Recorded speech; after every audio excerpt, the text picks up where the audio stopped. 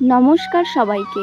আমার মায়ার সংসার চ্যানেলে সবাইকে স্বাগত। আমার এই মায়া ভরা সংসার শুরু হয়েছিল সেই 2020 ভয়াবহ লকডাউন থেকে। যখন মানুষ মানুষের কাছে ভয়ে যেত না, তখন আমি এই অবলা প্রাণীগুলোকে নিয়ে শুরু করেছিলাম আমার ছোট্ট একটা সংসার। আমি নিজেই গত 5 বছর ধরে ভাড়া বাড়িতে থাকি।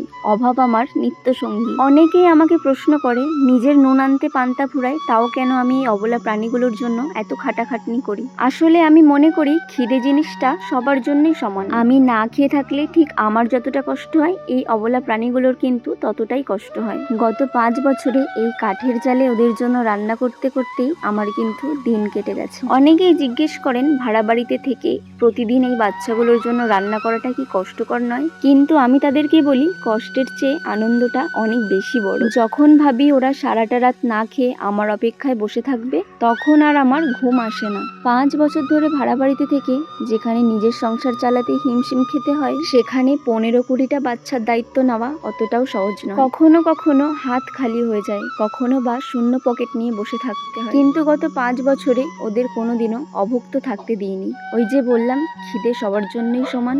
ঈশ্বরের প্রতি আমার একটা মনে বিশ্বাস আছে। আমি জানি ঈশ্বর ওদের খাবার ঠিকই জুটিয়ে দেবে। এই ধোঁয়া আর আগুনের পাশে দাঁড়িয়ে থাকাটাই আমার এখন নেশা হয়ে গেছে। লোকে বলে আমি আদিক্ষেতা দেখাই, আমি নাকি পাগল। কিন্তু বিশ্বাস করো, এই পাগলামিটা করে আমি রাতে শান্তিতে ঘুমাতে পারি। তবে জানো তো বন্ধুরা, আজকে যদি আমার বাবা মা আমার পাশে না দাঁড়াতো, তাহলে আমি হয়তো কিছুই করতে পারতাম না। তাই তাদের কাছে আমি চিরঋণ। ভাড়া বাড়িতে থেকে বাবার একার ইনকামে সংসার চালানোটা খুবই কঠিন। তাই আমি পাশাপাশি ছোটখাটো বিয়ে বাড়িতে ইভেন্টের কাজ করি। কারণ তোমরা তো জানো, সংসারটা শুধু আমার নয়, সংসারটা মায়ার সংসার, যেখানে 15 থেকে 20টা বাচ্চার পেট আমাকে চালাতে হয়। আমি চাই না আমার এই অভাবের গল্প শুনে কেউ আমাকে করুণা করুক। আমি শুধু চাই আমার এই মায়ার সংসারটা টিকে থাকুক। আপনারা যদি আমার পাশে থাকেন, আমাকে একটু সাপোর্ট করেন, আমার পাশে এসে দাঁড়ান, তবে হয়তো আমার এই চ্যানেলের মাধ্যমে এই বাচ্চাগুলোকে কখনোই অভুক্ত থাকতে হবে না। মায়া এমন একটা জিনিস যা টাকা দিয়ে কেনা যায় না। আমার এই ছোট্ট চেষ্টায় আপনারা